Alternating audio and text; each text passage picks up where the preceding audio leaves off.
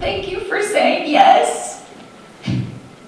Thank you for taking extraordinary and uncommon measures to save my life. Uncommon but necessary measures made the difference in one woman being able to stand today to thank the people who saved her life.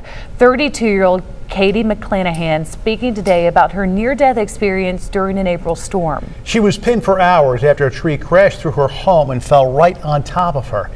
Harrowing experience. Kate Michaels was at UAMS today. She stopped by to thank the people who helped save her life, literally saved her life. Caden, her message is very important and eye-opening.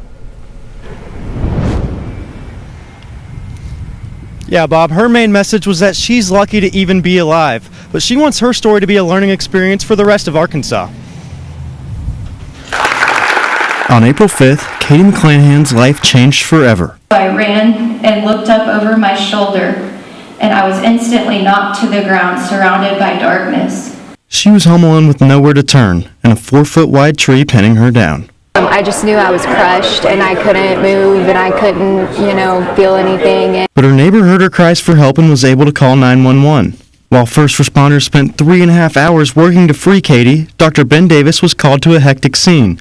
But Katie and her husband Alan eased Davis's stress. I was on awe of how calm Katie and Alan both were. They literally calmed me down, which is not how it's supposed to work.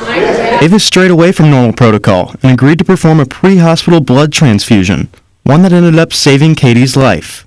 Thank you for saying yes. Thank you for taking extraordinary and uncommon measures to save my life. But when Katie found out that wasn't the standard protocol, she wanted to make a difference. The first words out of my mouth were, why is this not the standard of care? This should be, and it sounds like I have a lot of work to do. UAMS says blood loss is the leading cause of preventable death in Arkansas. There are some rules about who can and cannot start a blood transfusion that need to be changed here in Arkansas. Part of the issue is the lack of blood donations. Right now, the state of Arkansas is using 60% more blood than they're receiving in donations, something Katie's hoping to change. Lives like mine are depending on it, and it's a way that you can be a hero and save a life. I'm so thankful to be alive, and I want this to be available to all Arkansans.